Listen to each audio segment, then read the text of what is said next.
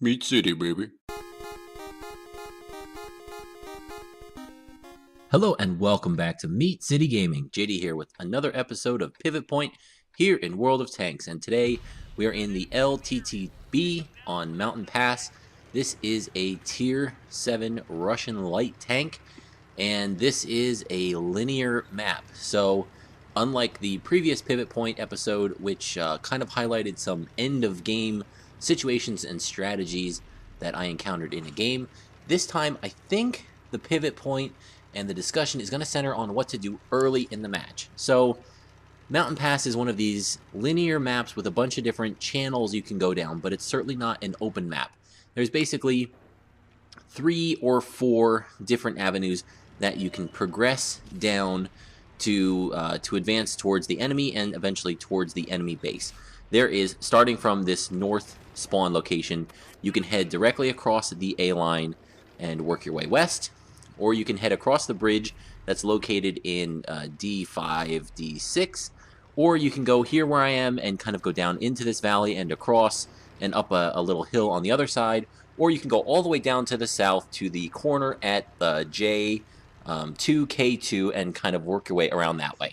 And I'm going to pause the video right here to kind of discuss what I'm thinking. So, know your tank, know your situation, right? For me, what I'm looking at here is I am in an underpowered tank. It's a light tank.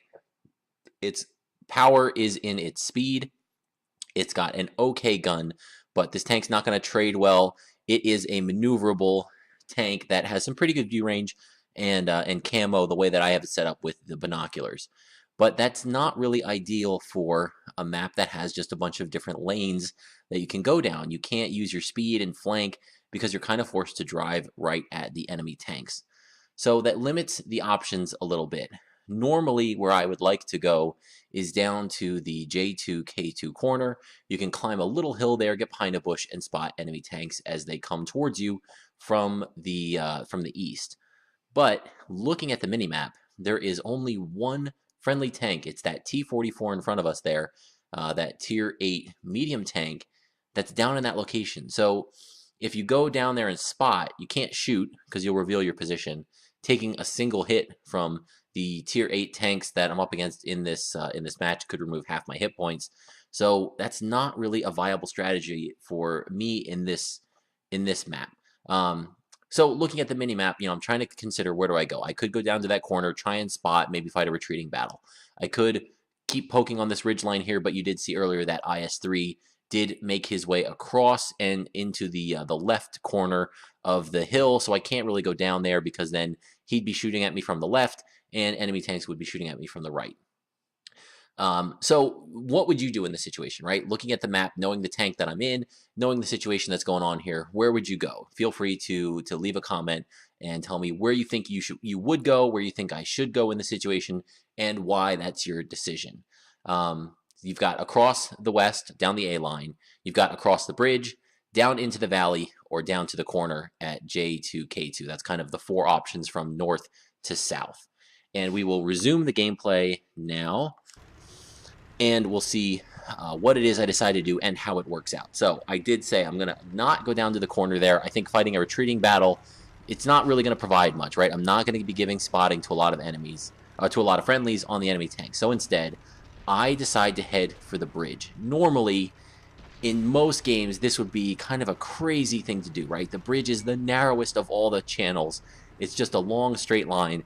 The enemies will see you coming from a mile away and be able to put shots into you and really do some damage to your tank. But this is where most of my allies are. I feel like if I went all the way up top to the A5 corner, where there's a bunch of my tanks there, that's a corner fighting position. I can't do anything in this light tank there. I'm going to be shooting at the front of tanks, and I'm going to be bouncing. So instead, I go where the strength of my force is, and I advance across the bridge. There's another light tank in front of me, and I think, man, we're just going to go for it and try and provide some support, because if we just sit back, the enemy's going to win 2 or 3 of the flanks and really punish us. So we advance, and here's a Churchill 7, and we can use a little bit of maneuverability, and look at this. Now he's turning, facing me, and he's presenting his weak armor to all those allies that are behind us. This is exactly what we wanted. He's panicking, we're putting shots in, I retreat a little bit. The gun depression on the LTTB is definitely its weakest trait. We get another shot in there, back down, and if we can finish him off for a kill, look at that. What a great result. Now, I was definitely helped out by my allies and by the panicking of the Churchill there, but we've broken through, and I'm going to continue to push this corner and follow, and there we can see the VK3601. It is a German Tier 6 heavy tank, and we're going to try to provide some support here to my MT-25. That's the little brother for the LTTB. And we can see now he's behind a rock, so I don't have a shot. I'm going to try to advance. But man, the MT-25 is putting up a good fight too. So these two light tanks have broken through the center of the forces, and even though we're down, that really helped us in the battle here because it split the enemy forces and has allowed us access to the artillery. Look at the artillery list. There are 4 of them on the enemy team, so doing anything to take these guys out would be a big help. But wow, my first shot goes into the tracks in that M12. That is a big disappointment. If I can get the second shot in here, oh, that was a bad shot. I should have came forward. As he turned, his gun wasn't facing me, and I definitely would have been able to get him with impunity. But we're not going to let that M12 get away. So we come around the corner. There's the GW Panther up on top of the ridge, but we're not going to worry about him right now. We're going to move. We're going to use the speed, and if he can hit me at 60 miles an hour or 60 kph, good luck to you. He misses his shot and then pulls back down. The M12 takes a shot, misses as well. Look at that shot. Oh my gosh. Slow that down. I think that shot went between the bottom of the gun shield and the hull of the M12 there. But thankfully, the next couple of shots go in and take that artillery out, and we don't get punished for that crazy shot that just missed the M12 somehow. But now, 3 of the enemy artillery are gone. The 4th one has pretty much removed himself from play, I think, for the time being.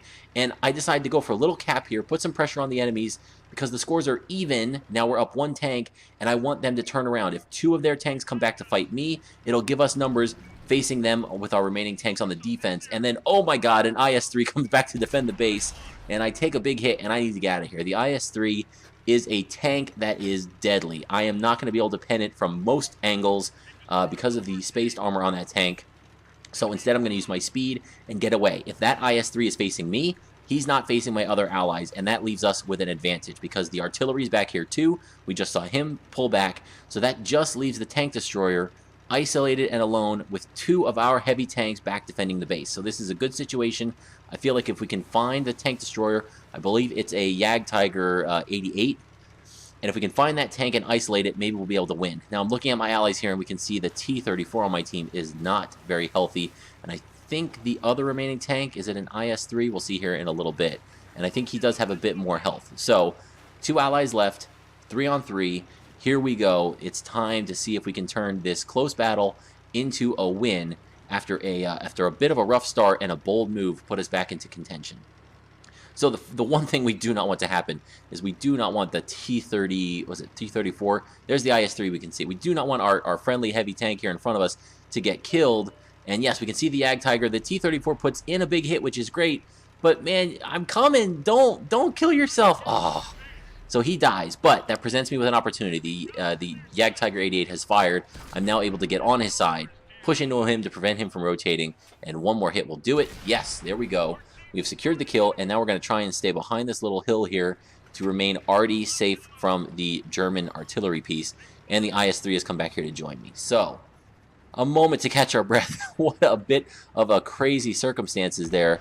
Definitely a crazy gamble that I'm not recommending. Dude, please do not take this as a recommendation to take your light tanks across the bridge and push through the middle of the battle. This was a specific analysis based on what was developing at the time, and it was a risk that just happened to pay off. So take this for some entertainment value. The analysis, I think, was good, but most times that's not the correct play for this map. But now what we have is an IS-3 on the enemy team and an IS-3 on the friendly team at about even health. An artillery on the enemy team, I think he's on full health, and then me in the light tank, and I can definitely take one hit from the IS-3, provided there's no crazy ammo rack or fire shenanigans. So what we're doing right now is playing a little defense. If the IS-3 can come to us, I feel like he either chased me all the way down through the valley, or he's going to chase me, turn around, and realize he couldn't catch me and come back through the middle. So I'm trying to post up where much of my tank is protected. I'm using the dead wreck of the SPG here in front of me to protect the hull of my tank. While I have my binoculars and my camo net set up, I should spot that IS-3 before he spots me. And if I do that, if we know where he is, then we'll be able to advance from there and try to figure out a way to get the win. So my ally is not far away on the A4 slot there. If he spots him, I'm going to run towards him as quick as I can. I might go forward, do a little cliff dive down the bridge, down the bridge side safely, and come up behind the IS-3. If the IS-3 comes here and I see him, I'm going to withdraw so that we can approach him in a 2-on-1 situation.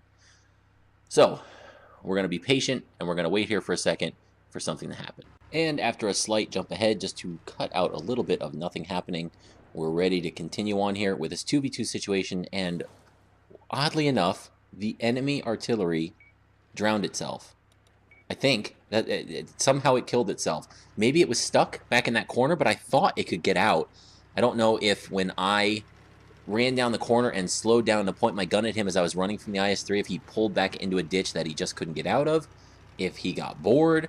I don't know what happened there. If you guys have any idea, besides the artillery just deciding to drown itself, please let me know. But otherwise, I'm not sure what happened there. I mean, it seemed like you had a chance. Like, support the IS-3, you get one shot in and take out one of our tanks, you guys could win this thing. So just throwing the tank away didn't seem to make any sense. But as soon as that enemy artillery is out of the game, everything changes now. Now it is a straight 2v1, mobile tank for me and a healthy IS-3 against a pretty badly injured IS-3. We definitely have the advantage now, so we're going to press the attack. We don't want to sit back and play defense at this point.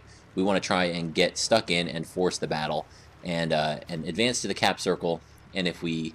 Oh, I was going to say, if we start capping first, then he would have to come back to us. But thankfully, we haven't gotten too far from the base when our capture timer starts going off. So we can see there's 1 minute and 30 seconds left to get back. I can get back easily. I know that that's not going to be a problem. But I don't want to run in there, take a big hit, put myself on a one-shot without needing to do that just yet. So instead, I'm telling my buddy here in the IS-3, Demetrius, let's head back. You go back the way you came as the shortest route. I'll take a little bit of a longer route, but I'm faster, so I can get back. And now here I'm pinging the map saying, you can attack from there, and I can attack from here. At the same time, his gun's only going to be pointing at one of us. We're going to get some shots into him, and we should have this thing locked down. But the IS-3, while it's fairly mobile for a big, heavy, well-armored tank, he's got to go back uphill in not great terrain. So it's not guaranteed he's going to get back there. But I'm going to be patient. There's plenty of time, and there's nothing else at play here. No second tank that can get into the cap circle and accelerate the cap timer.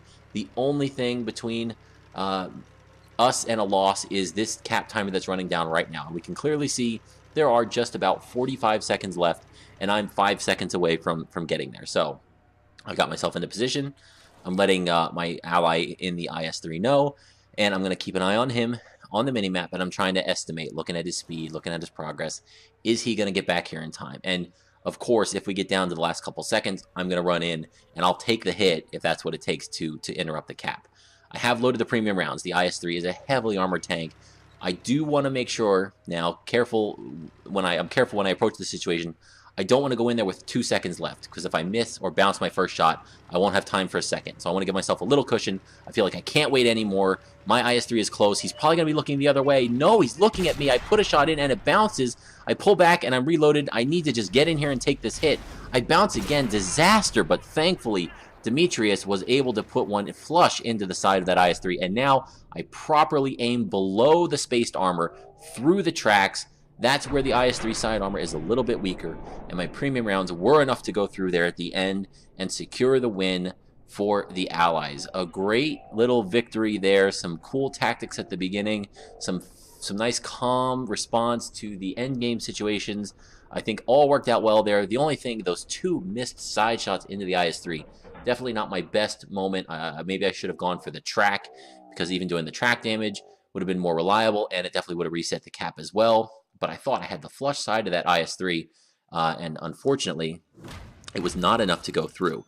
But a nice win for our Allies. So just a quick note there before we take a look at the post-game stats. I was really expecting the IS-3's gun to be pointing the other direction there, because my ally and I, Demetrius, came down across the A line, and the IS-3 definitely didn't come from that way, right? Or he would have ran into us. So the IS-3 came from that direction, had to know that we were coming from the other direction. So I would have thought the IS-3's gun would have been pointing down the A line, expecting us to come back from that direction. I couldn't believe when I turned around and saw the muzzle of that gun pointed right at me. That was unexpected, but man, he got it right. So now taking just a quick look at the post-game results, we can see that that was a really nice game. In addition to the team result, as an individual performance for the LTTB, we were able to rack up 5 kills in this light tank. We did have some good matchmaking, but still, that's a nice result in your light tanks. 1,845 damage, no assistance damage. We did spot 4 enemies, but not able to get any assistance. I think most of the spotting we were doing was the enemy artillery that we took out on our own. And then taking a quick look at the team results, we can see that we had a 1,383 base XP game, which is pretty nice. And that equated to just about, just over 4,000 XP. I believe that was for our double. And we took home 30,000 silver with our premium account. We fired 21 shots in the light tank. 14 of those hit, so not great in terms of accuracy. But of our 14 hits, 12 penetrations, so that's pretty good for a light tank without the best penetration values. So that was just, again, for the Pivot Point series, an interesting way to analyze a battle. I think the beginning of the battle was really important. That push through the middle was significant. It helped turn the tide of the battle. We had some nice engagement on the enemy artillery, made some smart decisions when we engaged both the IS-3 or ran from the IS-3, and then at the end of the battle kind of locked down there and really didn't do anything to throw the game away when the opportunity presented itself to secure the win. So hopefully you guys, if you find yourself in those situations early in the game, maybe something that I said there will kind of ding for you as you're going through and you'll be able to apply it to your battles. I hope that's the case. If not, maybe you just found this fun and enjoyable, and I hope you did. As always, please feel free to subscribe to Meat City Gaming for all your future World of Tanks console content. Thank you for joining me, and I will see you next time.